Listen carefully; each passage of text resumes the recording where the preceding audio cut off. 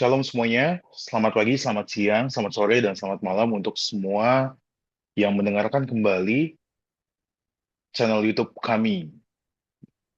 Masih bersama Jerry dan Dondo. Pada topik kali ini, kami akan membahas mengenai manusia sebagai gambar rupa Allah, manusia yang terjatuh ke dalam dosa, dan bagaimana manusia yang adalah gambar rupa Allah dan telah terjatuh ke dalam dosa, ditebus oleh Kristus untuk semakin serupa dengannya. Ada 3 lokus pembahasan dalam sesi ini, yang secara khusus perlu menjadi disclaimer bahwa pembahasan kami tidak akan terlalu bersifat filosofis, tapi akan lebih banyak eh, mengungkapkan dimensi teologisnya untuk melihat bahwa sebenarnya manusia adalah gambar rupa Allah, walaupun telah berdosa, gambar rupa Allahnya tidak terhilang, tetapi telah ternoda. Karena itu, kebaikan di dalam diri manusia tetap ada. Dan dari sana kita akan melihat bahwa gambar Allah yang sempurna, yaitu Yesus Kristus Tuhan kita, datang berinkarnasi, dan darinya kita dapat kembali dan menuju kepada imago Dei yang pada dasarnya Allah ciptakan kita. Jadi nuansanya banyak memang membicarakan fokus pada teologi. Jadi kami tidak akan terlalu banyak menyinggung nanti jika ada istilah-istilah yang pada era patristik atau mungkin dalam era medieval itu sangat-sangat filosofis. Disclaimer itu, dan bukan berarti kami tidak mau, karena kami masih mau memunculkan satu kritik yang perlu menjadi highlight juga di sesi ini, yaitu adanya diksi teologi yang lahir pasca abad 16 ya, Dondo, yaitu total depravity atau Total kerusakan Depravity. total. Kerusakan total manusia pasca jatuh ke dalam dosa atau setelah jatuh dalam dosa dianggap manusia itu rusak total. Nah, diksi ini juga akan kami tanggapi secara khusus di sesi ini. Baik, teman-teman semuanya, langsung saja kepada pembahasan yang pertama. Kita tahu di dalam kekristenan bahwa kita semua adalah gambar dan rupa Allah. Mungkin dari kita kecil, kita sudah mendengarkannya, atau ya tadi Imago Dei adalah istilah yang sangat terkenal, baik dia Kristen Katolik ataupun Protestan ya. Saya rasa orang Protestan, komunitas Protestan pun cukup familiar dengan kata Imago Dei. Gereja Katolik tentu lebih lagi familiar, dan tentu juga dengan gereja Ortodoks. Nah, karena itu kita yang diciptakan Allah dalam kisah penciptaan adalah ciptaan yang dikatakan Allah sebagai yang sungguh amat baik.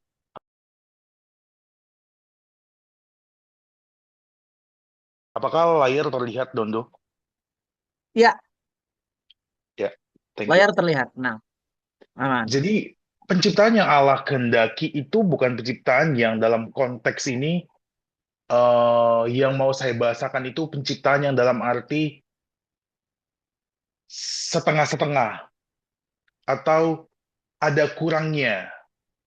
Kenapa kata setengah-setengah atau ada kurangnya itu saya asumsikan? Karena tidak sedikit orang bisa jadi berpikir, loh toh kenapa ada ular di Taman Eden? Kenapa Allah tidak mencegahnya? Nah, kenapa itu bisa menjadi asumsi setiap orang yang mungkin membaca kitab Kejadian ya. Tidak cuma kejadian pertama, tapi nanti sampai kepada kejadian 3. Maksudnya, kejadian 1 sampai 3 itu memang tidak kronologis waktu. Waktunya maksudnya bukan kayak kemarin kejadian 1, baru besok kejadian 3, bukan begitu. Tapi maksud saya, terkadang ada orang-orang yang berasumsi bahwa kayaknya penciptaan yang Allah berikan itu tidak baik deh. Buktinya, em, manusia itu bisa jatuh dalam dosa. Atau kritik-kritik pada masa kini kan, akhirnya apa? Allah itu tidak baik. Kalau Allah baik, mengapa ada penderitaan gitu? Nah, Sebagian Kristen lainnya malah menuduh Allah itu baik kok, sekalipun ada penderitaan. Seakan-akan Allah jadi baik tanpa peduli terhadap penderitaan yang kita alami. Nah, padahal di sisi lain ada orang-orang yang tidak terima kebaikan Allah karena melihat penderitaan. Karena itulah makanya asumsi-asumsi seperti itu saya katakan Allah tidak setengah-setengah dalam menciptakan. Dia mengatakan sendiri dalam ayat 31 kitab Kejadian pertama, dikatakan maka Allah melihat segala yang dijadikannya itu sungguh amat baik, jadilah petang dan jadilah pagi, itulah hari keenam. Sungguh amat baik itu apa yang kita pikirkan? Apa yang sebenarnya gereja sudah ajarkan dalam kata sungguh amat baik ini? Yang pada ayat atasnya, ayat 26, sebelum Allah mengatakan sungguh amat baik, di sini Allah berkata, baiklah kita menjadikan manusia menurut gambar dan rupa kita. Imago Dei itu dahulu Allah kerjakan, baru Allah mengatakan sungguh amat baiklah segala ciptaannya, pada khususnya di hari ke-6.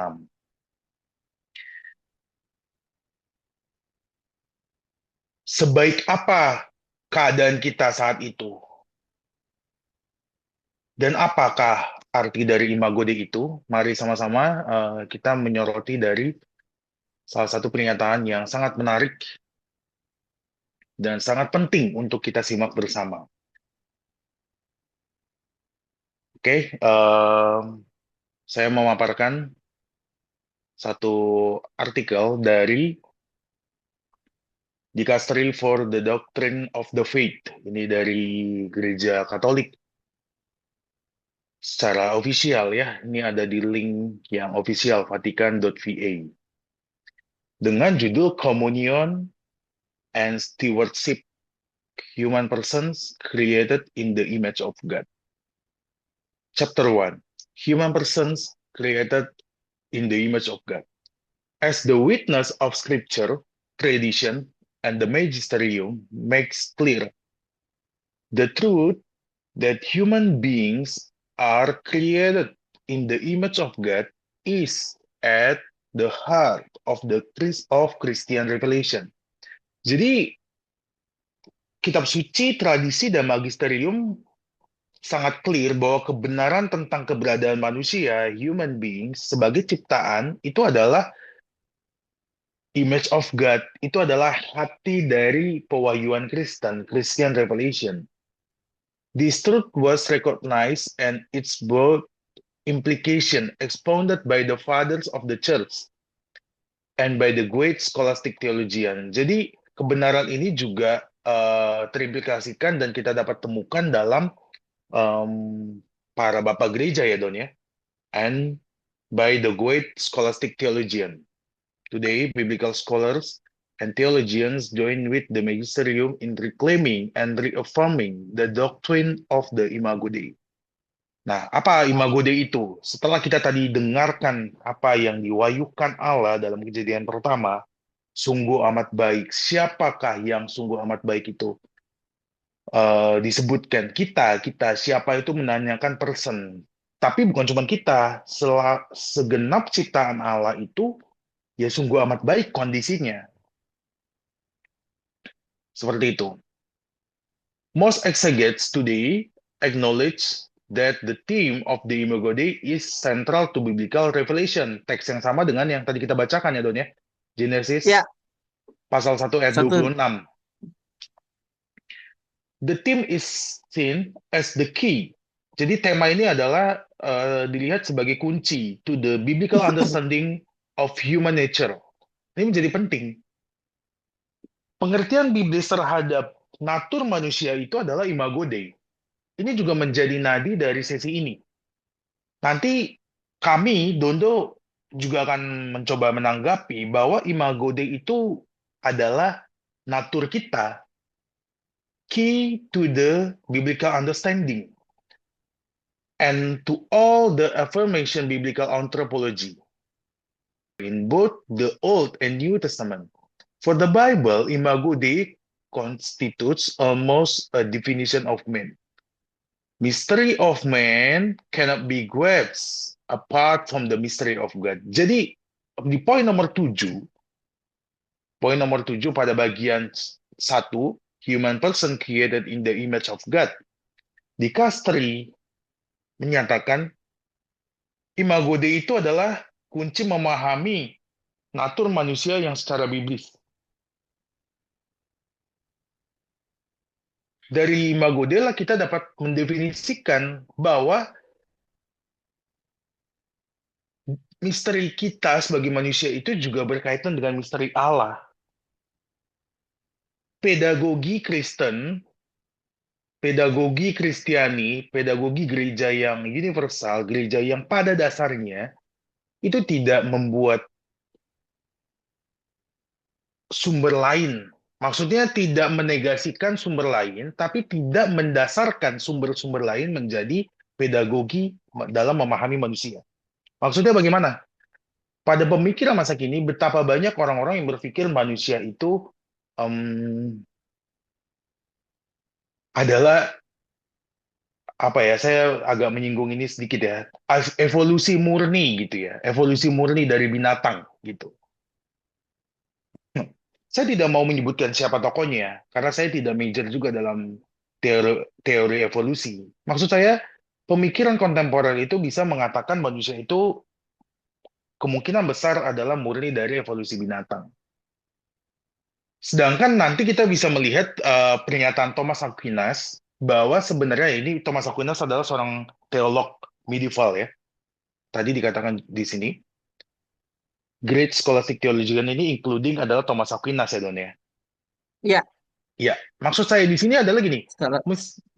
mystery of man and cannot be grasped apart from the mystery of God. Jadi misteri manusia itu tidak bisa dipahami, digrasp apart from, di luar dari mystery of God. Jadi kita nggak bisa memahami manusia di luar dari siapa itu Allah. Karena itulah pedagogi iman Kristen, iman gereja, which is gereja Katolik atau gereja yang universal. Dan saya harap teman-teman yang mungkin non-Katolik bisa memikirkan ulang. Karena konteks pada masa kini, ada orang-orang yang justru berpikir manusia itu kemungkinan-kemungkinannya itu bisa datang dari binatang. Nah, Thomas Aquinas mengatakan tidak seperti itu. Karena imago Dei itu di mana letak imago Dei yang berbeda dengan binatang. Kita tidak sedang bermaksud juga ini disclaimer ya, karena nanti orang-orang bisa berpikir jauh ke sana atau jauh ke sini. Oke, karena kita di atas binatang, maka kita bisa mengeksploitasi binatang gitu, Don. Ya nggak begitu juga gitu. Maksudnya kita mengeksploitasi binatang artinya dalam artian kan ada ya para para pemikir kontemporer juga mengatakan, oh orang-orang itu membunuh binatang demi kekayaan. Misalnya tas dengan kulit binatang tertentu itu akan menambahkan kualitas tinggi. Jadinya binatang-binatang tertentu dieksploitasi demi glamor gitu ya. Itu bisa menjadi aspek lain memang. Tapi ini konteksnya adalah bukan karena kita tidak setara dengan binatang, kita lebih tinggi, maka kita mengeksploitasi, bukan begitu. Itu kecurigaan-kecurigaan kontemporer sebetulnya. Jadi hal-hal yang Tentu. bersifat betul, hal-hal yang sifatnya otoritas lebih tinggi, itu bukan berarti harus menindas, enggak. Itu kecurigaan kontemporer, ya. Ya Don ya, sampai di sini tuh saya perlu make it clear di dalam bagian ini. Mystery of man itu nggak bisa kita pisahkan dari Allah. Gereja mendidik umat, mengajar umat, bukan dalam arti menegasikan ilmu pengetahuan. Silakan kalau ada tawaran berpikir tentang evolusi. Dalam hal ini, possible nggak binatang murni adalah sumber dari manusia? Yang enggak, kita imago Dei, kita diciptakan dalam gambar rupa Allah. Bukan dalam artian juga, artinya sepenuh-penuhnya tubuh kita ini adalah sama dengan Allah, tidak equal gitu. Nah, apa sebenarnya imago Dei itu? Lanjut kita jelaskan. The Old Testament understanding of man is as created in the image of God. Ya, ini imago Dei, image of God. In parts reflect the ancient Near Eastern idea that the king is the image of God on earth. Perjanjian Lama mengenal manusia adalah imago Dei. Pada bagian ini merefleksikan pemikiran Timur kuno yang mengatakan raja adalah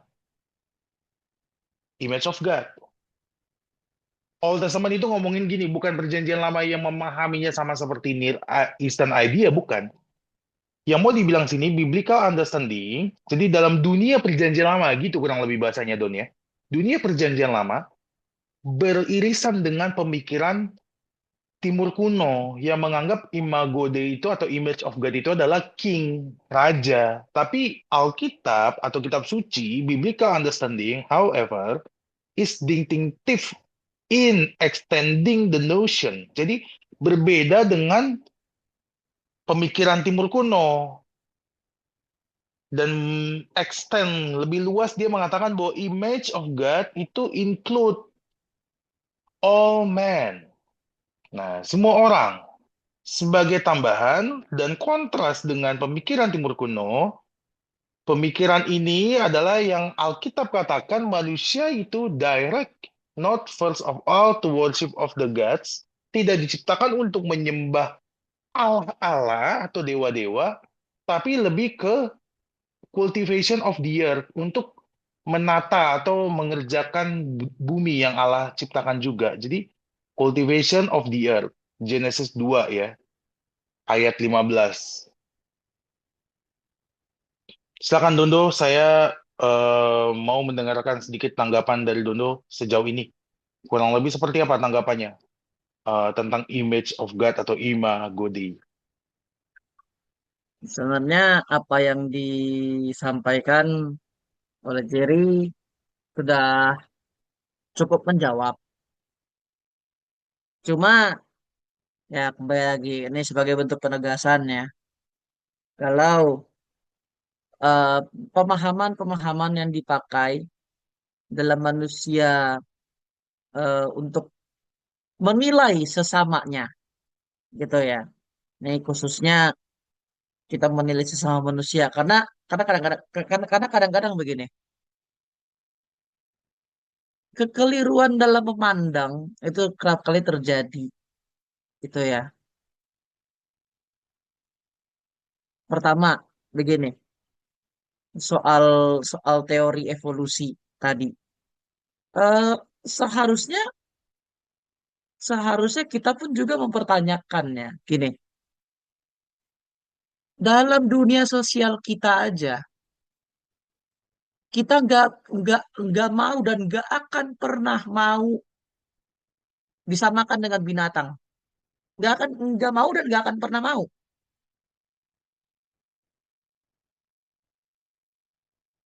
Artinya apa? Ya, artinya manusia adalah sosok atau makhluk yang sepenuhnya berbeda, bukan hasil dari evolusi. Karena kita sendiri pun secara sadar gitu ya. Kita sendiri pun sadar kita nggak mau dan nggak akan pernah mau disamakan dengan binatang.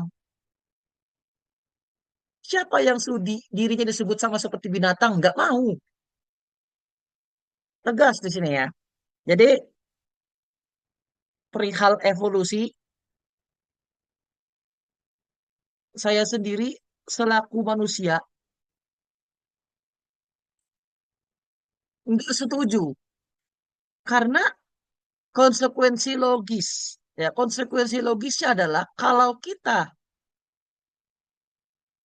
adalah sama seperti apa yang dinyatakan oleh teori evolusi, harusnya kita jangan pernah merasa kecil, jangan pernah merasa rendah ketika orang menyebut kamu seperti binatang. Entah binatang apa yang disebut. Itu konsekuensi logis.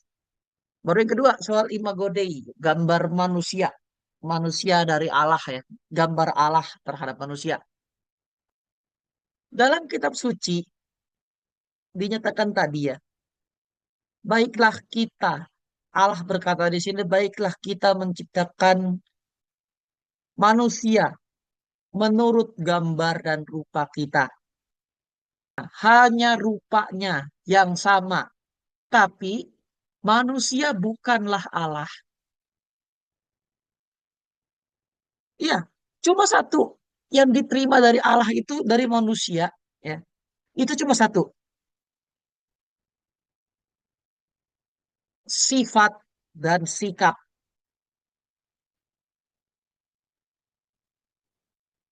Iya, jadi perbuatan yang baik,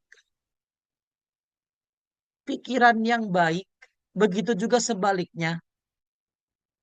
Hal yang buruk atau pikiran yang buruk dalam dunia sosial kita sebenarnya itu juga ada dalam sifat-sifat Allah. Tetapi ya, dunia sosial kita lah yang akhirnya memandang itu adalah buruk. Contohnya, kita nggak boleh apa kita kerap kali memandang kalau marah itu adalah hal yang buruk. Tapi kalau kita tahu, kitab suci juga pernah menyatakan kalau Allah pernah marah. Tapi dalam dunia sosial kita, kita kerap kali menilai kalau marah itu adalah buruk.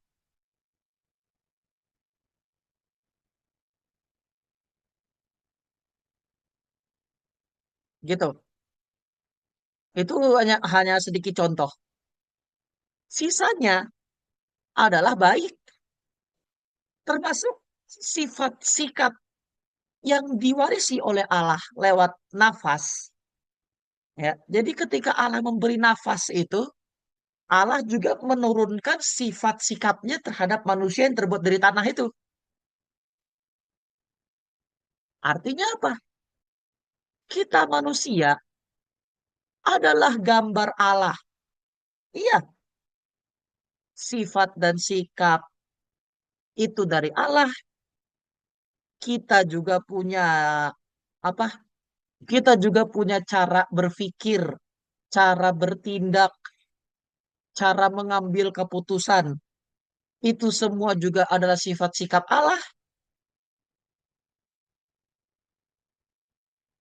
Jadi kita sekalipun ya, sekalipun kerap kali ada batasan-batasan di dunia sosial, entah ada hal yang dipandang baik di budaya tertentu, ada juga hal yang sama kerap juga bisa dipandang buruk di budaya di budaya yang lain. Tapi begini, segala sesuatunya itu adalah baik ketika ditempatkan di tempat yang tepat. Balik lagi ke gambar dan rupa Allah, sifat dan sikap yang diwarisi dari Allah kepada manusia sampai hari ini masih kita warisi semuanya. Nggak ada yang hilang, nggak ada.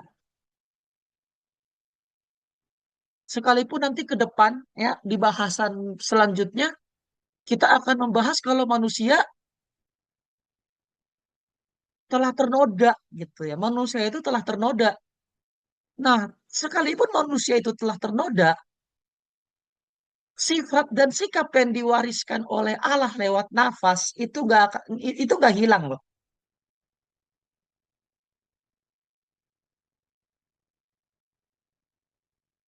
Jadi kita yang ada hari ini, kita yang ada di tahun 2026, ini adalah orang yang masih memiliki sifat dan sikap Allah. Bukan hanya mereka yang hidup di zaman misal, bukan hanya mereka yang hidup di zaman Israel, bukan hanya mereka yang hidup di zaman-zaman apa? Di zaman pasca Alkitab, di zaman Abraham, bahkan bukan hanya Abraham, Ishak dan Israel, bahkan sampai kita pun masih tetap mewarisi sifat dan sikap Allah.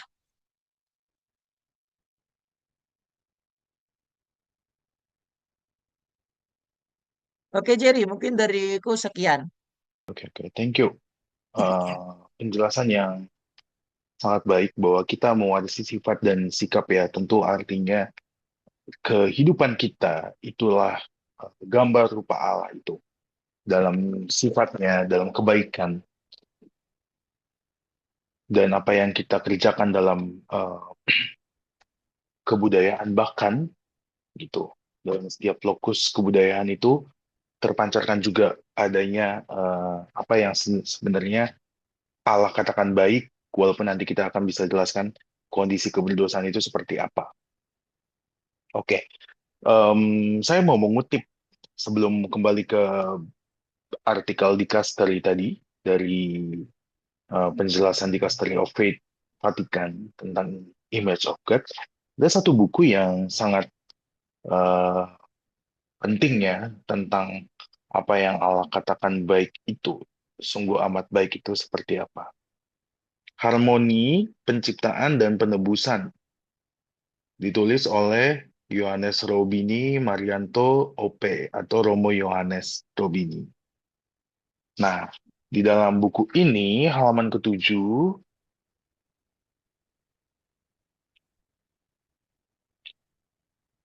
dalam buku ini di halaman yang ketujuh dikatakan, keindahan dan kebaikan itulah ungkapan yang bisa dikatakan ketika Allah menciptakan langit dan bumi beserta isinya,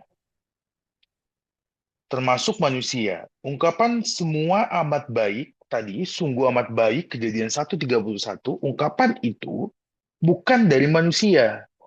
Kita perlu clear di sini bahwa Allah tidak menciptakan kita itu dengan tujuan-tujuan yang tidak jelas, dengan kondisi yang tidak jelas.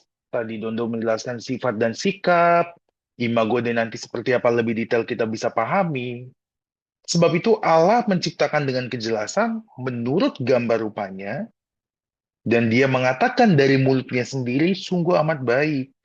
Allah melihat bahwa semua yang diciptakannya amat baik karena yang diciptakan sungguh amat baik, maka juga dipastikan yang diciptakan itu sungguh indah.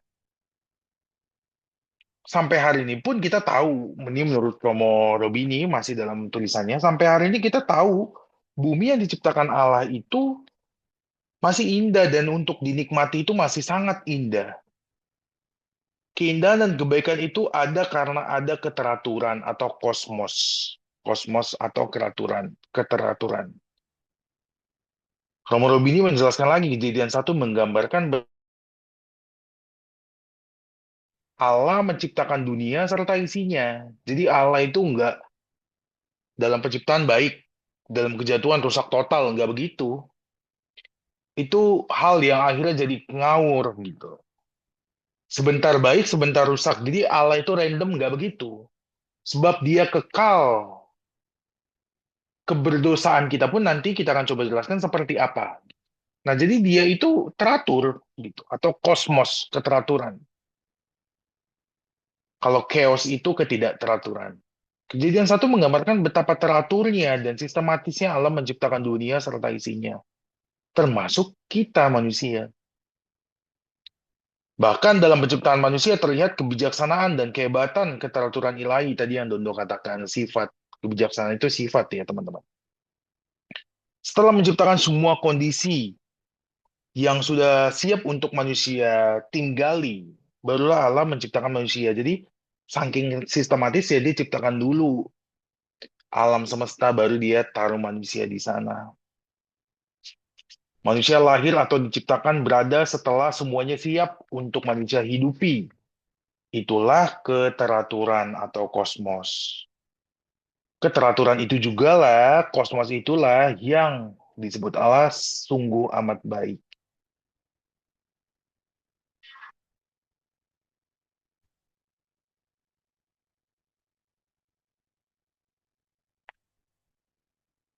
Sungguh amat baik diciptakannya manusia dan segala ciptaan. Karena itu kita akan kembali melihat manusia sebagai ciptaan imago Dei itu seperti apa menurut pandangan Bapak Gereja dan pemikiran skolastik atau Thomas Aquinas. Tadi nomor 7 sudah kami bacakan bahwa Imago Dei, the Imago Dei constitutes almost a definition of man. Mystery of man cannot be grasped apart from the mystery of God. Tadi ini sudah. Nomor 8 juga, Old Testament understanding of man as created in image of God atau imago Dei merefleksikan bagian dari refleksi apa yang sebenarnya ada di dalam pemikiran Timur kuno, tapi berbeda juga gitu. Timur kuno itu berpikir mirip tentang imago Dei, tapi mereka membatasinya hanya kepada king. Nah, Alkitab atau kitab suci atau wahyu Allah mengatakan semua orang, all men. Kita tahu ya bahwa sebenarnya nanti kalau kita baca Kejadian 1 juga Allah mengendaki manusia pertama dan perempuan pertama yaitu untuk bertumbuh dan berkembang biak gitu. Kalau manusia pertama dan perempuan pertama itu adalah imago Dei, ya berarti semua keturunannya atau all men itu juga adalah imago Dei gitu. Timur dekat kuno berpikir hanya raja, yaitulah nanti pemikiran-pemikiran yang berkembang pasca kejatuhan gitu ya. Itulah menjadi noda-noda kan. Noda-noda yang timbul akibat dosa. Tapi pemikiran imago-Dei itu tetap ada gitu. Jadi manusia pasca terlepas dari Allah pun masih bisa mengenal apa dirinya, yaitu gambar dari Allah. Tapi mereka mulai mencoba menaruhnya hanya kepada satu orang, yaitu raja. Nah, Allah kembali menyatakan tidak, semua orang juga adalah imago Dei. Saya mau munculkan satu paper yang membahas pemikiran Thomas Aquinas secara singkat aja. Disclaimer lagi, teman-teman, bahwa kami tidak bermaksud simplistik ya dalam memahami pemikiran Thomas Aquinas. Jika ada sahabat-sahabat yang menyukai Thomas Aquinas atau yang lebih paham pemahaman antropologi yang dituliskan Santo Thomas Aquinas, silakan bagikan komentar di bawah ini. When it comes to understanding the human being as imago Dei, Thomas Aquinas is much influenced by Augustine. Jadi pemikiran skolastik pun, sebagaimana yang tadi dikatakan oleh Discateri, selalu connected. Skolastik juga Church Father, in particular by Augustine discussion of the Trinitarian element found in human being, existence, life and reason, and memory, intellect, and will yang tadi saya sudah katakan, ada jiwa dan tubuh. Thomas quote Augustine from Genesis tadi, dikatakan seperti ini. Man's excellence consists in the fact that God made him. Tuhan menciptakan manusia to his own image. Kesempurnaan dalam penciptaan ini sesuai dengan apa yang Allah ciptakan di dalam manusia. Kita diciptakan, God made him to his own image by giving him an intellectual soul which raises him above the beasts of the field. For all things come from God, but only the human being is said to represent God by way of image. Yang mau dikatakan di sini, dalam konteks penciptaan, Allah sendiri menciptakan manusia sesuai gambar rupanya. Memang semuanya itu diciptakan Allah seturut kehendaknya, tapi hanya manusia yang merepresentasikan Allah karena manusia diciptakan seturut gambarnya. Ini menjelaskan tadi yang pada bagian awal sedikit kami singgung mengenai adanya pemikiran evolusi. Adanya pemikiran evolusi yang menganggap manusia bisa kemungkinan dari evolusi binatang murni gitu ya. Kami juga nggak berpikir harus negatif terhadap teori evolusi, tapi yang mau dijelaskan di sini pedagogi Kristen sedang membicarakan bahwa konteks penciptaan itu membuat kita paham bahwa Allah menciptakan manusia itu seturut gambar rupanya dan kepada binatang, hewan-hewan itu tidak setara karena tidak ada gambar rupanya di sana. Therefore, it must be that. Therefore, it must be that what makes us in the image of God is what we have that the other animals do not have, yaitu mind, pikiran.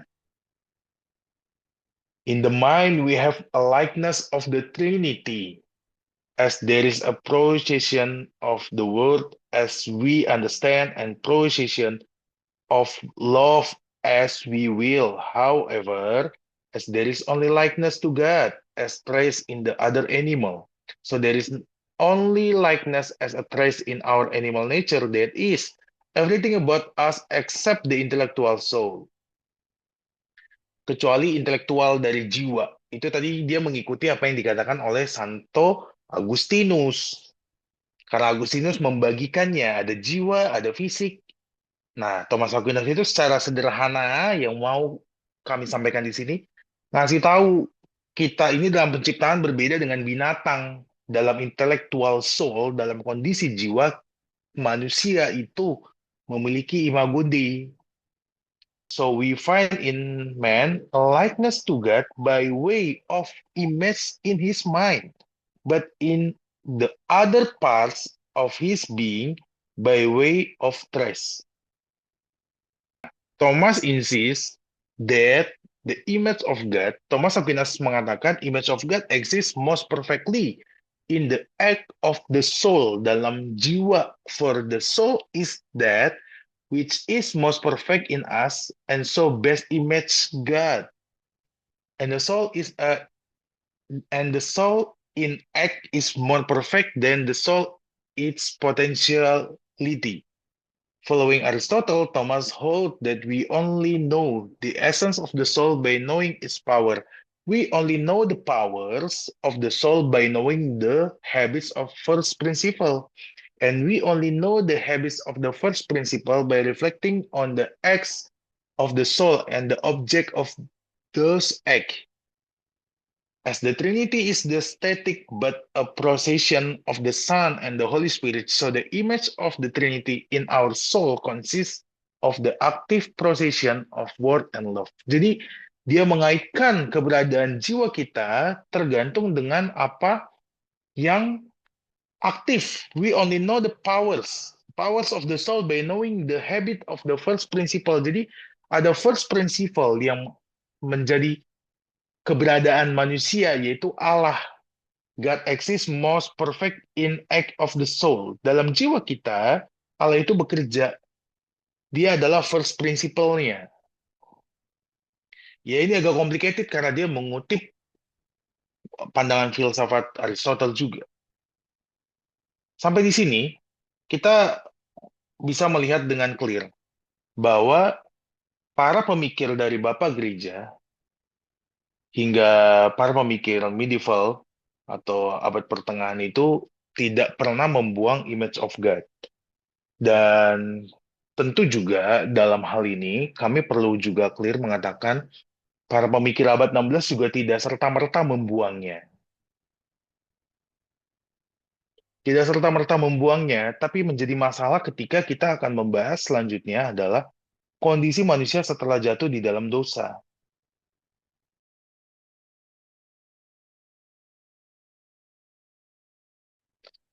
Kejatuhan manusia ke dalam dosa.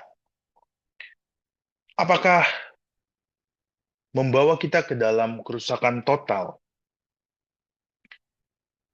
Sungguhkah manusia tidak lagi amat baik seperti yang Allah katakan tadi di kejadian pertama? Apakah imago Dei yang telah kita pahami tadi, yang dikatakan oleh gereja, kitab suci, tradisi suci, dan magisterium, apakah ketiga dasar pedagogi iman Kristen yang mengatakan imago Dei itu rusak total ketika manusia jatuh dalam dosa? Memang para pemikir abad 16 secara khusus yang memikirkan kerusakan total itu perlu kita pikirkan konsistensinya. Apakah benar-benar manusia itu rusak dan tidak ada lagi kebaikannya ketika kita sudah jatuh dalam dosa?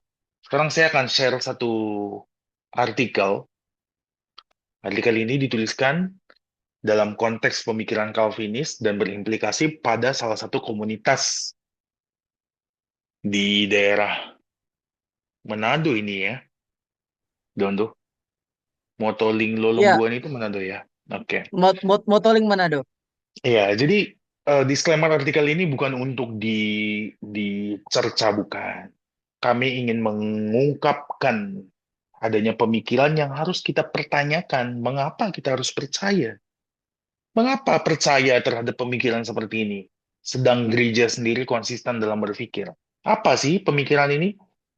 Calvin menjelaskan bahwa keberdosaan Adam adalah satu wujud tindakan yang dilakukan olehnya dengan motif pamrih.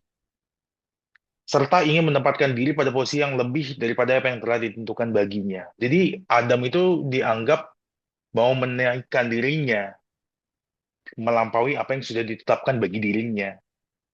Dengan kata lain, tidak mau taat.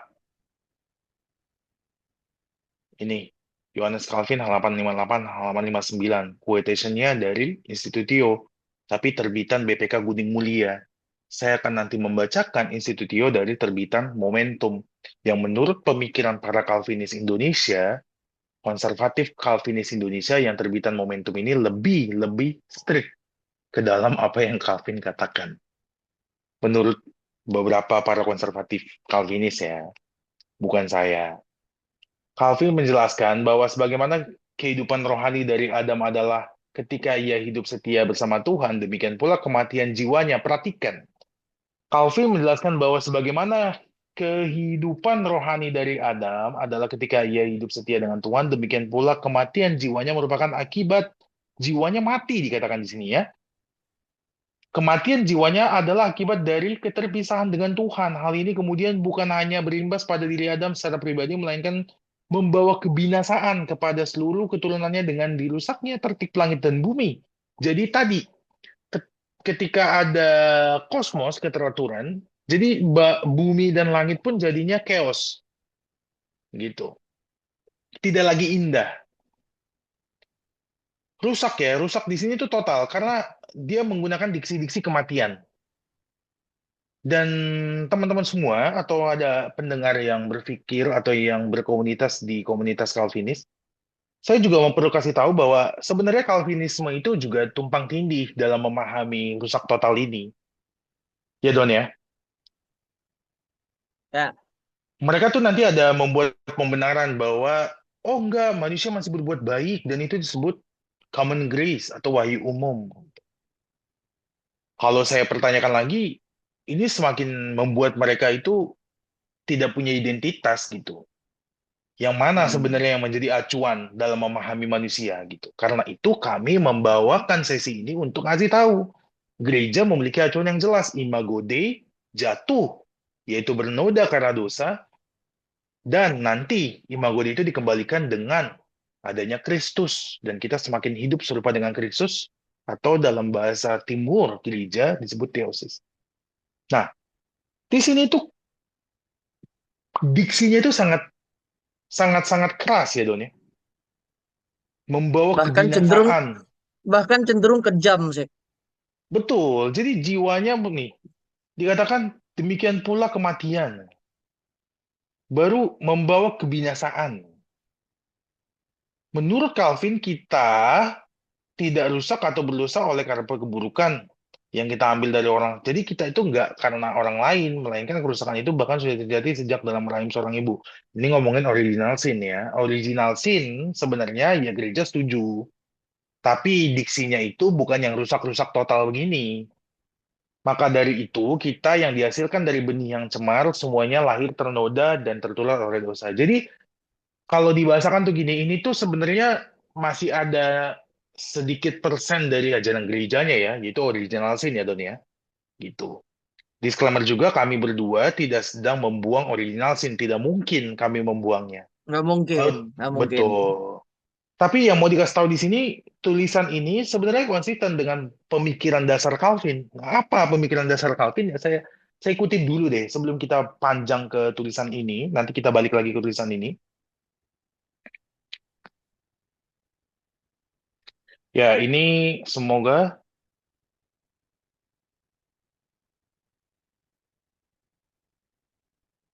ya sebelum kembali kepada tulisan yang tadi, yang diksinya itu menurut Dondo sangat kejam, karena Calvin juga mengatakannya seperti itu. Nah ini, kalau si penulis tadi mereferensikan quotation atau kutipannya dari Institut Calvin yang terbitan BPK Gunung Mulia, nah ini dari terbitan Momentum. Teman-teman yang mungkin juga membaca buku Institut ini dalam bahasa Inggris, acuannya adalah ini. Buku kedua, bab pertama, nomor kelima, dengan judul dosa pertama sebagai dosa asal. Perhatikan, yang mau di sini saya soroti adalah diksi yang tadi Dondo katakan kejam. atau yang saya katakan clear bahwa sebenarnya total depravity walaupun bukan lahir dari diksinya Calvin tapi konsisten dengan pemikiran Calvin. Total depravity atau akronim TULIP, TULIP atau T-nya itu total depravity itu memang lahir nanti terkemudian dari para Calvinis saat Calvinis di Synode Dort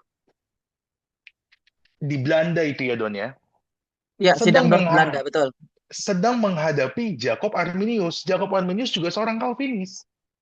Nah, pemikiran Calvinius, Jacob Arminius, pemikiran Arminius nanti kemudian dikenal sebagai Arminianism. Dan itu berbeda dengan Calvinism. Calvinism itu di Sinode Dort itu lebih clear dengan apa yang Calvin katakan di institut ini. Ya ini agak ngeblur ya tadi. Makanya sekali lagi kalau teman-teman membaca institut Calvin yang memang original ya, yang konsisten dalam bahasa Inggris saya sudah mencocokkan buku yang terbitan Momentum ini sangat sangat mirip gitu ya. Kalau di terbitan BPK Gunung Mulia itu tidak seholistik inilah gitu. Buku kedua bab satu nomor kelima, dosa pertama sebagai dosa asal. Diksi yang sangat dekat dengan kerusakan total adalah karena yang merupakan kehidupan rohania Adam adalah tetap dipersatukan dan terikat dengan penciptanya. Jadi hidup rohani Adam itu dekat dengan Allah, maka keterasingan dari pencipta ini, dibuangnya Adam dari Eden, juga tidak mengherankan jika Adam menyerahkan nih, karena yang merupakan kehidupan rohani Adam dalam karena yang merupakan kehidupan rohani Adam adalah tetap dipersatukan dan terikat dengan penciptanya, maka keterasingan dari pencipta ini berarti kematian jiwa Adam. Kematian. Kematian jiwa gitu. Apakah Adam mati jiwanya ketika dia jatuh dalam dosa? Jawabannya adalah tidak. Allah masih berkehendak untuk mengasihani Adam, menopang Adam. Nanti Dondo akan menjelaskan itu. Tapi yang mau disoroti di sini, Calvin menggunakan kematian jiwa Adam. Juga tidak mengherankan jika Adam menyerahkan rasnya atau kemanusiaan, humanity, kepada kehancuran, kehancuran atau pemberontakannya ketika ia menyelewengkan seluruh tatanan natur di surga dan di bumi. Jadi Adam itu rusak gitu ya.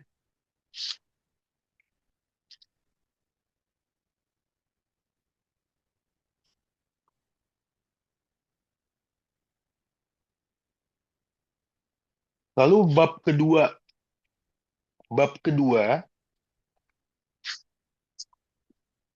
buku kedua, sekarang dari buku kedua, bab kedua.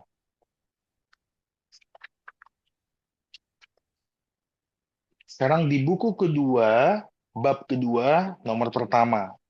Dikatakan seperti ini. Sekarang kita telah sekarang kita telah melihat bahwa kekuasaan dosa sejak dosa mengikat manusia pertama padanya. Jadi sejak manusia terikat dengan dosa, kekuasaannya itu bukan hanya merajalela di antara semua manusia, tapi juga sepenuhnya menguasai jiwa-jiwa individual. Jadi dosa itu dianggap menguasai sepenuhnya jiwa manusia. Jadi nggak ada lagi kebaikan. Kalau dikatakan nanti ada common grace, ya itu bukan urusan saya sih sebenarnya untuk memperbaiki tumpang tindihnya pemikiran Calvinisme ya Don ya. Kita kami tidak ada urusan untuk memperbaikinya, cuman kami melihat adanya kontradiksi. Di sini Calvin jelas ngomong apa? Dia bilang seperti ini. Sejak dosa menguasai manusia pada pertamanya, bukan hanya merajalela itu dosa di antara manusia. Jadi nggak cuma merajalela, tapi sepenuhnya menguasai jiwa-jiwa individu. Oke, di sini kiranya Dondo boleh memaparkan kerusakan total itu seperti apa. Oke, kita saya mau menggiring untuk coba jangan pakai dogmatika dulu. Jangan. Ayo kita lihat Alkitab. Seperti apa tertulis. Ya, ini disclaim dulu. Takutnya nanti ada beberapa viewer yang adalah seorang teolog yang pastinya memakai cara pandang teologinya atau cara pandang dogmatisnya dalam melihat kitab suci. Jadi kita di sini nggak pakai ya, mau itu dari pandangan Katolik, mau itu dari pandangan eh, Kristen Protestan atau Ortodoks, nggak. Kita lihat apa apa yang kitab suci katakan dengan terang. Jadi singkirkan dulu dogmanya, taruh di meja dulu dogmanya, jangan dipakai dulu. Pertama, kita berangkat melihat kembali peristiwa Adam diciptakan. 1:26.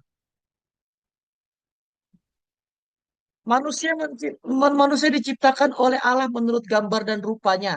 Di situ Tuhan memberi nafas kepada manusia sehingga manusia itu hidup dan manusia diberi tanggung jawab untuk berkuasa dan taklukkan bumi. Dan kembali lagi ke ayat inti kita yaitu adalah 1:31. Allah melihat segala sesuatunya adalah baik. Bahkan sangat teramat baik. Lalu kita berangkat ke kejadian 2. Di mana Allah memulai komunikasi pertamanya kepada manusia yang ia beri tanggung jawab. Yaitu adalah si laki-laki atau Adam. Kita lihat 2:17. Segala buah yang ada di taman ini boleh kamu makan buahnya kecuali yang ada di tengah-tengah itu. Yang dimaksud itu adalah buah pengetahuan yang baik dan yang jahat. Dan kita perlu garis bawahi di sini. Ketika kamu memakannya, kamu akan mati. Nah, dari sini kita melihat kalau Tuhan sebenarnya memberikan segala sesuatunya kepada manusia yang dia ciptakan sangat ramah baik itu. Diberikan tanggung jawab untuk mengelola seperti tadi ya, apa yang dinyatakan oleh Bapak Gereja itu.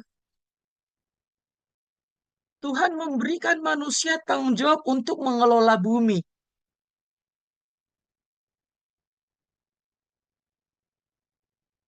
Tuhan memberikan manusia segala yang ada di bumi untuk berkuasa, untuk mengolahnya, untuk bertanggung jawab penuh atas bumi dan atas segala isinya. Tanahnya, buahnya, binatangnya, langitnya yang diciptakan oleh Allah itu. Lalu ada lagi tanggung jawab berikutnya. Beranak cuculah dan bertambah banyak, penuhilah bumi, taklukkanlah bumi.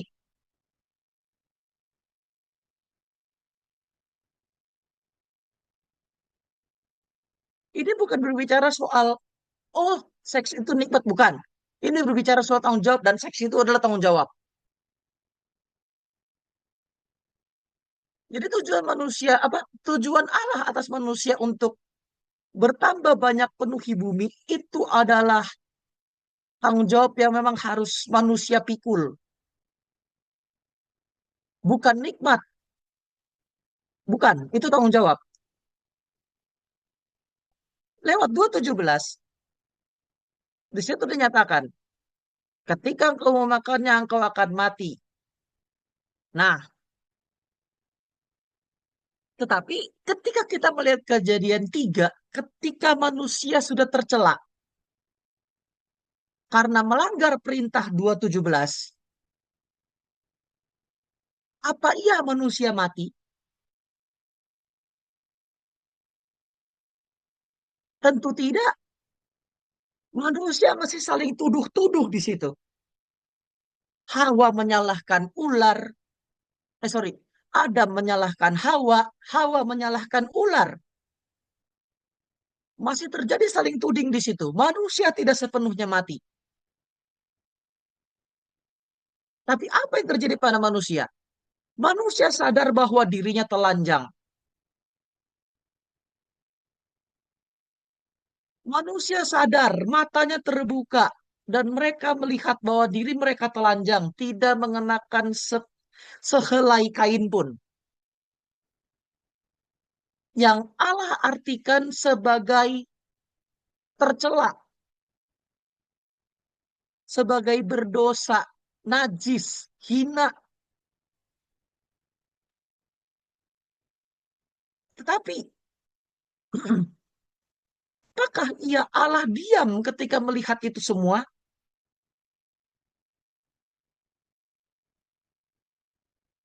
Ketika manusia dan ular selesai menyalah-nyalahkan itu, apa setelah itu Allah diam? Tentu tidak.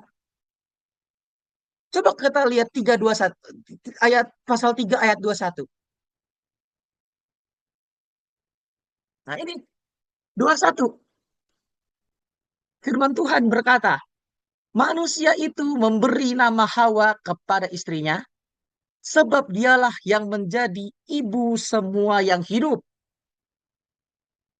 21. Dan Tuhan Allah membuat pakaian dari kulit binatang untuk manusia dan untuk istrinya. Lalu mengenakannya kepada mereka. Nah, Tuhan menutupi. Tuhan cover mereka dari najisnya. Tuhan cover dia dari dosanya.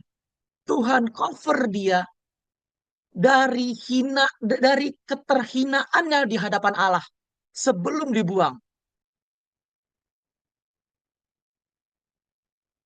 Setelah ini kita akan kembali mempertanyakan kembali, apa iya manusia rusak total?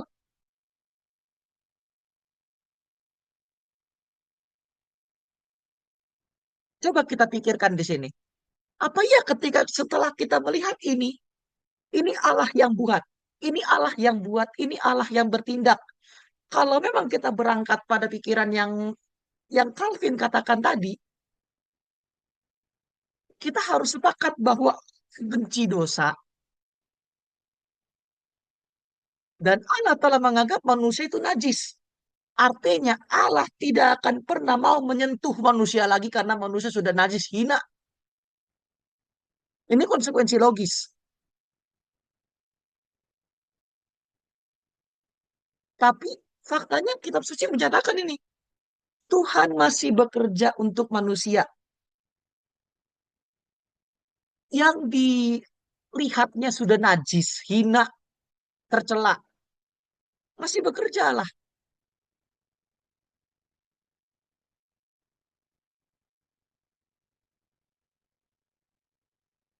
Sekarang kita kembali. Apakah kerusakan ini total? Tentu tidak. Tentu tidak. Itulah sebab inilah alasan kenapa saya menolak total depravity. Sekalipun saya sekolah di sekolah teologi Protestan. Saya menolak total depravity. Karena apa? Cacat.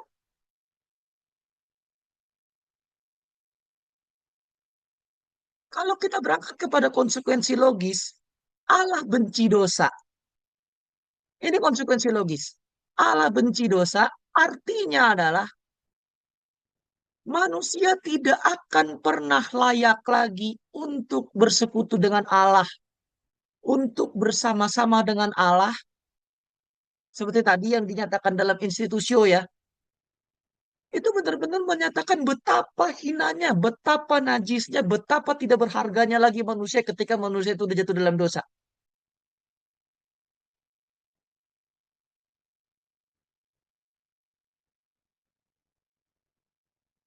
Jadi, ketika kita kembali melihat kitab suci berkata sendiri, kita di sini disclaimer ya, kita di sini tidak memakai dogmatika manapun. Ini sepenuhnya kitab suci berkata, mengupas kembali kronika genealogi, mulai dari Allah menciptakan dunia ini sampai ia menciptakan manusia yang menjadi penanggung jawab atas bumi.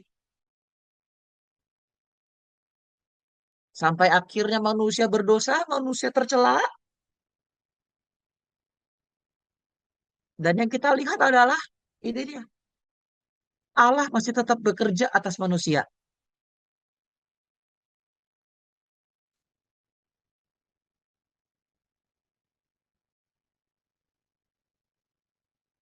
Jadi sekali lagi, pertanyakan kembali pemahamanmu. Pertanyakan kembali apa yang kau pahami selama ini. Apakah iya manusia sepenuhnya rusak total? Saya konsisten. Dari saya sekolah sampai hari ini saya nyatakan tidak sepenuhnya rusak. Sekalipun ada, tapi itu hanya noda. Manusia masih bisa kembali kepada kodratnya yang segambar dan serupa Allah itu dengan sempurna. Bisa,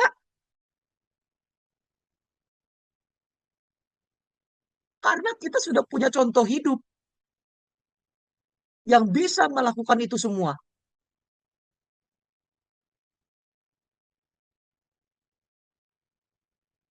Kalau kita nggak punya contoh hidup, nggak mungkin saya percaya diri mengatakan ini, nggak mungkin. Tapi karena kita punya contoh hidup itu, patron hidup,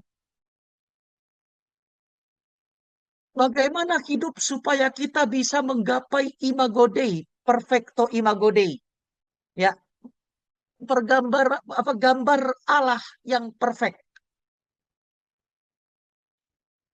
Contoh hidupnya udah ada, bukan masih bukan masih gambar, bukan masih ngawang-ngawang, enggak.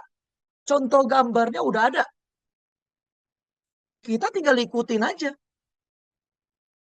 Kalau kita berhasil mengikuti, yakinlah dan percayalah imago Dei-mu akan kembali 100%. Seperti apa yang Allah ciptakan, yaitu adalah Adam yang pertama. Sebelum dia tercela. Jadi, nggak ada total depravity. Manusia rusak, manusia depraved, iya. Tapi tidak total. Manusia rusak, manusia cacat, manusia tercela, iya. Tapi tidak total. Baik demikian, terima kasih Jerry.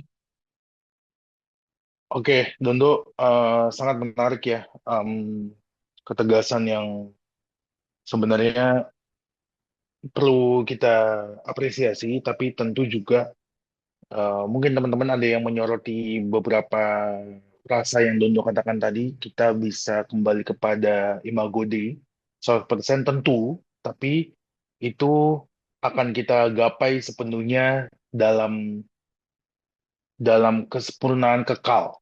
Itu dalam kesempurnaan kekal. Memang gereja mengajarkannya bisa kembali. Karena itulah nanti variabel yang terkait lainnya adalah seperti ini. Saat kita imago Dei, perhatikan baik-baik, saat kita imago Dei lalu kita terjatuh dan kita ditebus oleh Kristus, nah disinilah kita akan berbicara tentang keserupaan dengan Kristus itu. 100%-nya itu bisa saat kita nanti seutuhnya bersama dengan Allah. Karena itu, setelah kita terjatuh, kita ditebus oleh Kristus di dalam sakramen, butuh gereja, rahmat Allah nyata di dalam gereja. Nah, dosa, noda-noda dosa yang ada di dalam diri kita akan semakin kita kikis, kita akan semakin hidup dalam kesucian, dan karena itulah nanti bahkan saat kita tidak sepenuhnya suci, saat masih ada yang tidak sempurna sepenuhnya saat di hidup ini, kita akan memasuki yang disebut oleh tradisi Barat, gereja Barat, itu sebagai purgatorium. yaitu penyucian, yang dimana oleh Kristus sendiri kita akan disucikan, disempurnakan semakin serupa dengan Allah. Maka dalam kekekalan kita tidak lagi berbuat dosa. Dalam kekekalan kita sepenuhnya, sepenuh-penuhnya yang tadi Dondo katakan, suci atau seturut dengan apa yang Allah kehendaki pada dasarnya. Bahkan kita melampaui eh, apa yang Allah kehendaki dalam artian karena kita sudah melewati ziarah iman. Jadi kita sudah tidak lagi mengingini dosa setelah kita disucikan. Sedikit sebelum kita bertanya, jika ada pertanyaan, kalau kita tidak rusak total, berarti Yesus tidak perlu dong, gitu. Kan kita bisa dengan kebaikan kita sendiri menggapai Allah. Nah, ini kita clear ya, Don ya. Kita tidak bermaksud bahwa kita bisa menggapai Allah dengan kebaikan kita ya, gitu. Karena itu sudah dikerjakan gereja, maksudnya gereja sudah menanggapi itu, yaitu Pelagius, gitu. Pelagius sudah dikoreksi gereja. Gimana, Don? Betul kan? Betul. Ya, jadi fokus atau konsentrasinya adalah imago Dei tidak hilang total itu. Sebaliknya abad 16, Yohanes Calvin dan para Calvinisme, tadi Calvin sudah saya bacakan. Lalu diksinya sekeras itu. Para Calvinis juga sama, lihat nih, kerusakan total manusia berarti manusia tidak pernah dapat melakukan kebaikan yang secara fundamental menyenangkan Allah. Dan bahwa pada kenyataannya manusia selalu berbuat jahat. Diksi ini kan bukan metafora, selalu berbuat jahat itu aktual, ya nggak? Herman Bavinck dalam bukunya Dogmatika Reform menjelaskan bahwa ciptaan sendiri ketika dirusakkan oleh dosa kini menjadi dunia yang jahat dan suatu kelak akan berlalu. Dunia yang jahat katanya. Mengenai hal ini Warwu adalah penulis lain ya dalam konteks ini. Kemudian menjelaskan bahwa kerusakan total manusia bersifat ekstensif atau meluas dan intensif. Oh, jadi manusia itu selalu meluas dan selalu intens berbuat dosa, dosa dan dosa gitu. Imago Dei-nya entah di mana, nggak ngerti saya sih. Bahkan parahnya beberapa pemikir atau orang-orang komunitas Calvinis itu yang sudah Calvinis, dalam tanda kutip yang sudah ngakunya percaya Yesus pun masih bangga bahwa mereka rusak total. Jadi tidak ada kehendak untuk taat pada Allah, tidak ada kehendak berbuat baik. Nanti selalu dibenturkan, ya udah kalau kita bisa berbuat baik, buat apa Yesus datang? Itu kan jadinya komparasi teologi yang kacau gitu. Di poin ketiga, kami akan bahas justru Yesus harus datang supaya imago Dei itu clear, dikembalikan. Ya nggak, Don? Yes. Di mana keharusan Yesus datang itu nanti? Kita akan jelaskan itu. Tapi sebelum ke situ ini, Calvin bukan cuma dia tidak ngomong kerusakan total, tapi tadi diksinya sama aja kayak gini. Lah kalau Calvin nggak ngomong kayak gitu, para Calvinisme ini terinspirasi dari siapa? Kalau Calvin yang ngomong kayak gitu, tadi kita udah lihat inspirasi Thomas Aquinas dari Agustinus. Agustinus gereja Katolik. Inspirasinya Calvinisme John Calvin. Memang istilah itu tidak muncul dari pemikiran Calvin, tapi diinspirasikan oleh Calvin di Sinode Dordte. Sesama Calvinis pada bingung. Johannes atau Jacob Arminius kan tadi Calvinis. Kerusakan total menurut para ahli. G.J. Baan mengatakan yang dimaksud di sini adalah ketika orang menyadari keberdosaannya serta kerusakan dan ketidakmampuannya untuk melakukan yang disebut baik. Jadi nggak ada. Jadi manusia itu nggak bisa berbuat baik, tidak mampu. Manusia kemudian merenungkan model anugerah seperti apa yang diberikan oleh Allah lewat karya penebusan dosa dalam Kristus, yaitu penebusan yang tak dapat digapai oleh manusia itu sendiri, bahkan dengan tindakan baiknya. Loh, kita juga nggak ngomong perbuatan baik kita bisa dalam artian menyelamatkan diri kita, tapi melalui perbuatan baiklah kita juga bisa melihat Allah bekerja di dunia ini. Yang tidak perlu disebut common grace, tidak. Itu imago Dei. Itu bukan common grace. Itu imago Dei yang tetap ada.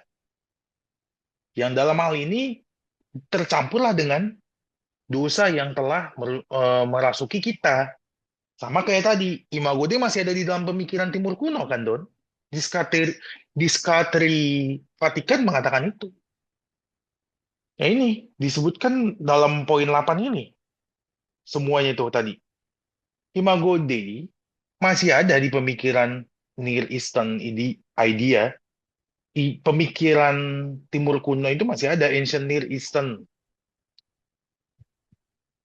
Eastern itu masih mikir Imago Dei, tapi dia karena udah tercampur dengan dosa, malah menempatkannya hanya pada king. Loh, biblical understanding bilang enggak semua orang. Bener gak raja punya Imago Dei? Ya bener, tapi budak pada era itu juga Imago Dei gitu, gitu maksudnya. Jadi dia itu enggak, apakah pemikiran raja itu Imago Dei adalah bukti rusak total? Dia justru enggak. Justru kemampuan pemikiran kuno bahwa Imago Dei masih ada, tapi ditempatkan hanya pada raja, bukti Imago Dei itu masih ada. Di dosa memang membawa kepada kerusakan, chaos, tapi tidak total chaos. Tadi Romo Ya, Robini mengatakan masih bisa kita menikmati penciptaan di sini. Nah, di sini tidak blur ketika saya dekati muka saya.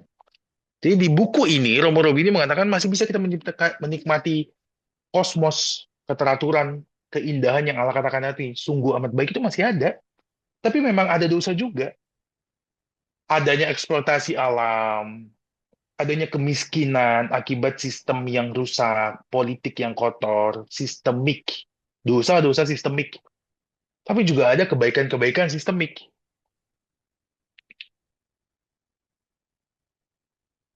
Karena itu, kita masuk ke dalam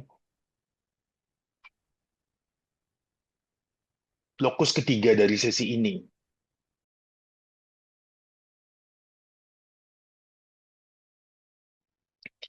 Pada lokus ketiga ini, ada diksi yang tidak baru.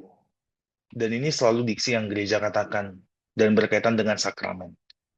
Manusia baru. Apa maksudnya manusia baru? Kalau ternyata imago Dei masih ada, kan gitu. Kalau kita masih bisa dikatakan baik, penciptaan sungguh amat baik. Kejatuhan, menurut Calvinisme rusak total. Menurut gereja itu tidak rusak total, tapi ternoda oleh dosa. Lalu mengapa masih butuh Kristus? Karena memang gereja bukan Pelagius. Pelagius juga sudah diselesaikan oleh gereja. Karena Kristuslah kita bisa mengenal apa itu yang disebut manusia baru. Apa itu artinya peka terhadap kehendak Allah. Kita bisa tahu imago Dei bukan cuma di king atau di raja. Karena Kristus kita tahu itu. Jika tanpa Kristus kita masih bisa tahu imago Dei. Tapi bukan di semua orang. Hanya di raja. Imago Dei masih ada kan? Karena manusia masih bisa memahami apa yang baik. Nah, dengan Kristus kita bisa tahu apa yang sebenarnya Allah kehendaki. Tadi Dondo katakan, teladan kita di dalam Kristus untuk semakin serupa dengannya. Dikasteri iman juga mengatakan seperti itu. Di poin yang ke-11 sampai poin 13. The created image affirmed by the Old Testament is, according to the New Testament, to be completed in the imago Christi. In the New Testament development of this theme, two distinctive elements emerge: the Christological and Trinitarian character of the Imago Dei. Christological and Trinitarian character and the role of sacramental mediation in the formation of Imago Christi. Clear sekali. Role of sacramental mediation in the formation of Imago Christi. Old Testament yang mengatakan Imago Dei, New Testament mengatakan Imago Christi. Saat Old Testament itu menyatakan kita sungguh amat baik, dan di sana juga dikatakan kita terjatuh, datanglah New Testament mengatakan Imago Christi, yang akan membawa kepada Imago Dei. Nomor 12. Since it is Christ himself who is the perfect image of God. Man must be conformed to him. Butuh nggak Kristus? Butuh. In order to become the son of the Father through the power of the Holy Spirit. Indeed, to become the image of God, imago Dei yang tadi, requires an active participation of man. Jadi, butuh kesadaran kita. In his transformation according to the pattern of the image of the Son. Kita perlu berpartisipasi. Bukan kita mampu menyamai Allah lagi dengan perbuatan baik kita. Bukan itu. Itu kan komparasi teologinya Calvinis yang kacau. Jadi kitanya harus rusak biar Allah yang tinggi. Loh, Allah tidak membuang kita. Tadi diksinya Dondo kan bagus sekali. Karena dia menyemat pakaian itu, artinya dia tidak meninggalkan kita. Ya, saya tahu Calvinis juga setuju dengan teks itu yang tadi Dondo bacakan. Tapi kan dia Calvinis membacanya dengan keliru. Ditambahkannya total depravity. Maka tadi Dondo mengundang. Yang nggak usah bawa-bawa dulu deh. Asumsi-asumsi teologi yang rusak total itu. Baca teks. Kan gitu. Indeed, to become the image of God requires sebuah aktif partisipasi dari manusia. Dalam bagian ini ya, transformasinya seturut dengan image of the Son, Jesus Christ, Tuhan kita, who manifests his identity by historical movement from his incarnation to his glory, according to the pattern first traced out by his Son. The image of God in each man is constituted by his own historical passage, from creation through conversion from sin to salvation and consummation. Consummation itu adalah kekal, kemuliaan. The image of God in each man is constituted by his own historical passage from penciptaan, conversion from sin, and salvation to salvation and consummation. Just as Christ manifests his lordship over sin and death through his passion and resurrection, so each man attains his lordship through Christ in the Holy Spirit, not only over the earth and the animal kingdom, as the Old Testament affirm.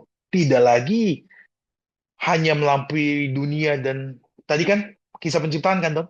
Not only over the earth and the animal kingdom, but principally over sin and death. Kembali pulih imago Dei, tapi nggak lagi soal dunia ini. Not only over the earth, tidak lagi untuk dunia ini dan segala penciptaan, tapi dosa dan kematian. Artinya, imago Dei dikembalikan. According to New Testament, the transformation into the image of Christ is accomplished through the sacrament. Penting di sini sakramen. In the first place, as the effect of the illumination of the message of Christ and of baptism.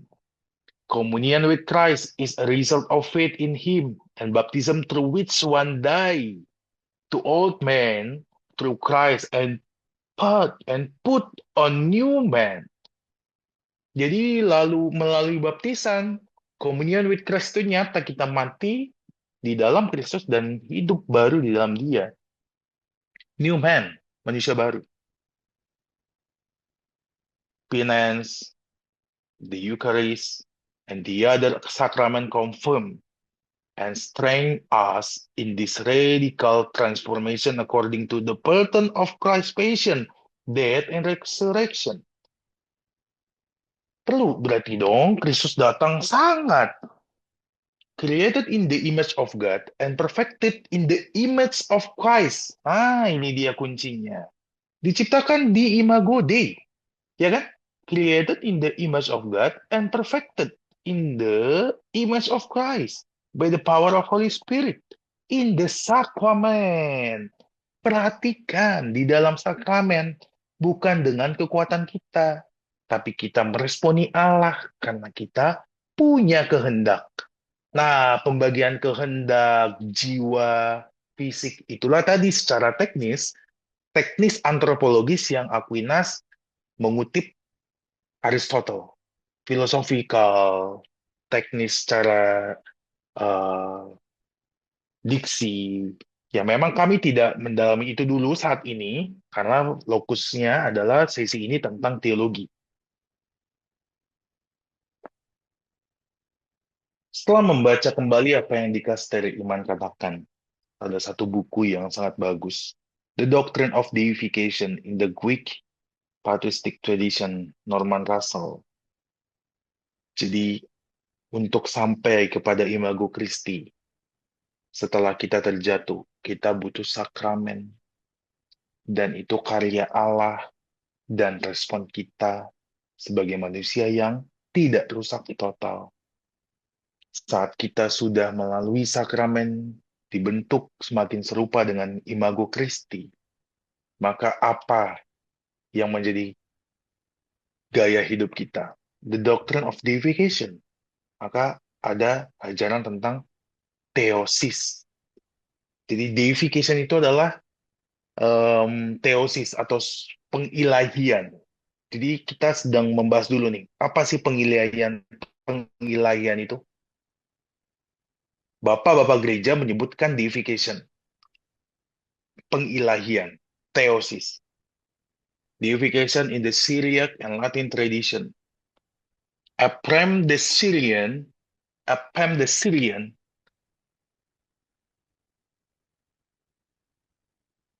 one of the oldest of Syriac texts, the oldest of Solomon, membicarakan tentang di mana kita menempatkan Kristus or clothing ourselves in His holiness.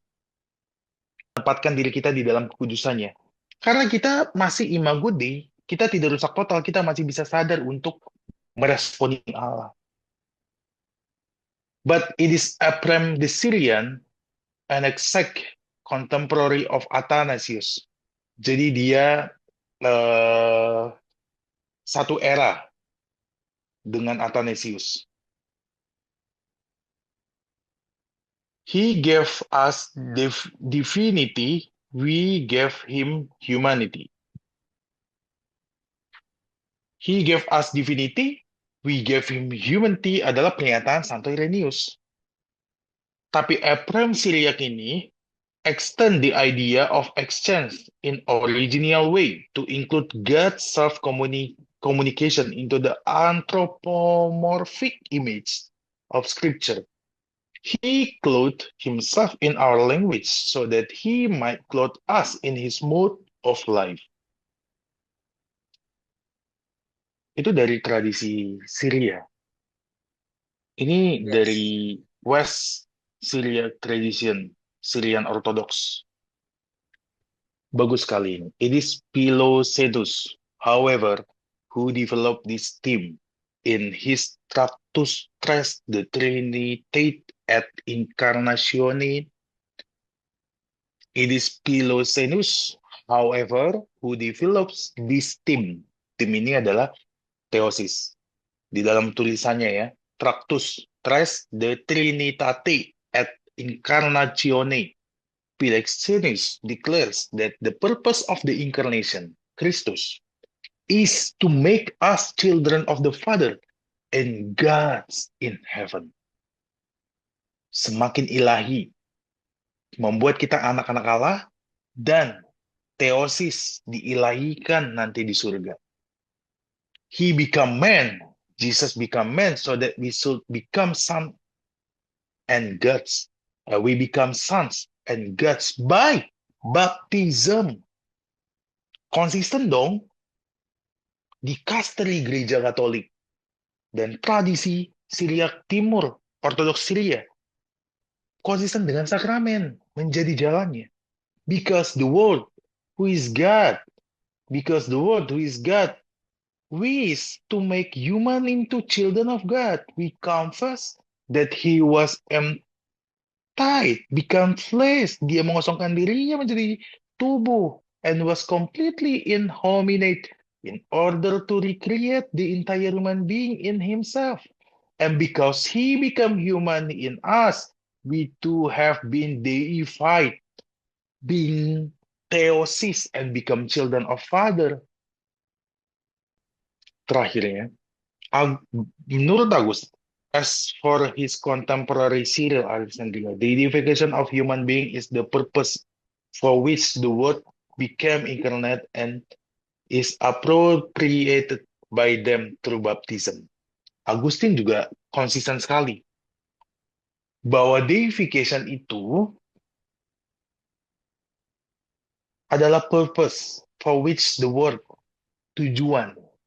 Deification itu adalah tujuan saat word become incarnate, dan itu nyata dalam baptisan. He descended that we might ascended. He become partaker in our weakness, bestowing on us a participation in his divinity. Sampai di sini. Agustin jelas sekali mengatakan deification. Christ is not a simply model to emulate, but he agent a new creation. For in him human nature is refashioned in conformity with the divine image. Nah ini menjadi penutup kita. Christ is not simply a model to be emulated, but the agent of a new creation. Karena di dalam dia, di dalam Kristus, ada model yang sempurna. Dia adalah agen dari ciptaan yang baru. For in him, human nature is a refashion in conformity with the divine image. Jadi, sekali lagi menegaskan bahwa image of God itu dipulihkan di dalam image of Christ. Sehingga manusia yang tetap image of God walaupun jatuh, memiliki pengharapan dan dapat menyatakan dirinya bersatu dengan Kristus olehnya. Karena anugerah Allah dalam konteks ini, dalam baptisan, dalam sakramen, manusia dapat semakin serupa dengan dia. Di website Ascension, ini adalah website dari Gereja Katolik, divinization atau theosis is the meeting of God and the human person in faith. Interior purification, a virtuous life, and life in holiness are the primary condition for divinization.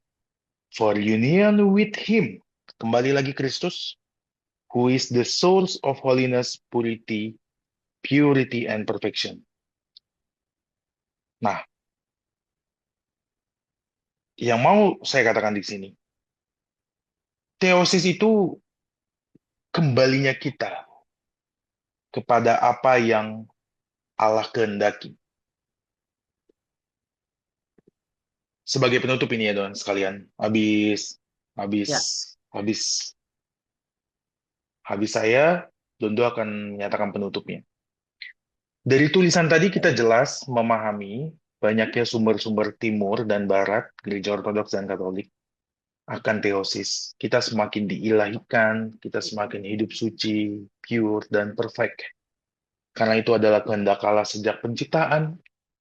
Bahkan dalam kejatuhan pun Allah tidak membiarkan kita, dan kita masih bisa sadar akan Allah, dan Allah menjumpai kita di dalam Kristus anaknya. Karena itu, image of God, imago Dei, kembali sempurna di dalam image of Christ. Itu dari saya. Silakan, Dondo. Baik. Oke. Eh, Pernyataan saya tidak tidak terputus dari pernyataan sebelumnya mengenai Imago Dei, dan justru ini semakin menguatkan. Tadi saya ada menyatakan kalau kelak nanti akan datang sosok patron yang kembali menyempurnakan manusia yang celak, yang sebelumnya sudah jatuh ke dalam dosa itu. Akan datang sang patron, sang contoh hidup yang nantinya membawa kita kembali kepada Ya, yang nanti akan membawa kita kembali kepada imago Dei yang sempurna, yaitu adalah imago Christi. Jadi, eh, pernyataan saya dengan yang sebelumnya, ini justru semakin menguatkan. Bukan justru saling mematahkan, ini justru saling menguatkan, intens, terikat. Dan di sini saya melihat tadi sepanjang apa yang apa yang disampaikan oleh bapak-bapak gereja. Sepakat mulai dari manusia diciptakan, manusia tercela, hingga akhirnya sang patron sempurna datang yaitu Kristus. Dan manusia menerima imago Christi. Manusia kembali layak di hadapan Allah dan dapat memiliki kembali imago Dei yang tercela itu. Dan celahnya dibersihkan. Dibersihkannya melalui sakramen.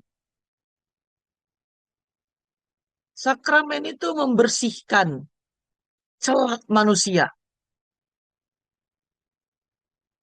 lewat tubuh dan darah Kristus.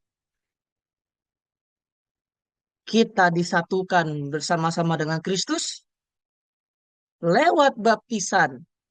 Kita mati di dalam Kristus dan bangkit dalam manusia yang baru, yaitu manusia yang sepenuhnya ada dalam Kristus. Ini sangat clear, jelas, konsisten bahwa rencana Allah atas manusia sangat tegas. Allah tidak pernah meninggalkan umatnya sekalipun dia tercela. Sedetik pun tidak. Karena manusia adalah contoh gambar Allah. Dan Allah tidak pernah meninggalkan gambarnya itu, justru dia menyempurnakannya. Kembali, ya, yang tadinya sudah celak karena melanggar perintah 2:17 dan terjadi peristiwa kejadian 3, dan lewat hari akhir Allah menyempurnakan manusia kembali agar layak di hadapan Allah lewat Eukaristi, lewat baptisan, lewat perjamuan suci, yang dimana itu adalah gambar sempurna dari purifikasi, gambar sempurna dari penyucian, gambar sempurna dari penyucian diri yang harusnya manusia semua menerimanya, bukan hanya makan, minum, dan dimandikan, tetapi jiwa dan dirinya dalam dirinya juga menerimanya.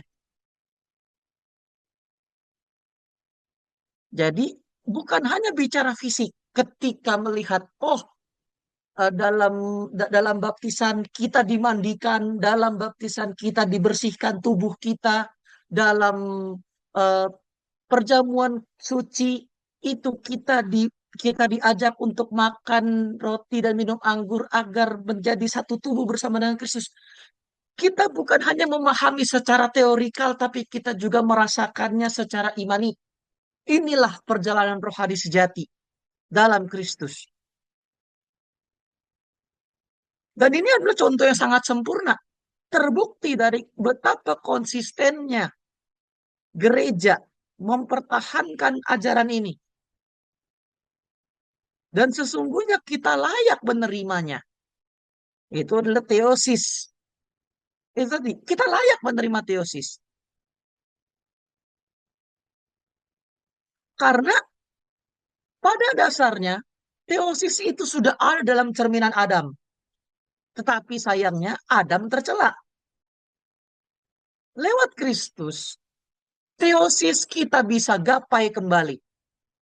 Lewat Kristus, kita bisa menyematkan kembali imago Dei lewat teosis. Dan dari situ jugalah kita menerima kesempurnaan. Kita menerima menjadi anak-anak Allah. Yaitu keluarga di dalam Kristus ya. Keluarga kerajaan Allah. Kita layak menjadi anggota keluarga kerajaan Allah karena kita menerima kesucian ini. Kita menerima teosis agar kita layak di hadapan Allah. Dan kita menjadi bagian daripadanya. Tentunya Kristus sebagai sang tunggal. Dan kita adalah anak-anak yang dicangkok. Ya, anak kembali lagi. Lewat lewat si anak tunggal inilah kita diterima kembali. Lewat si anak tunggal inilah kita disempurnakan. Dan supaya kita layak di hadapan Bapa yang Maha Tinggi.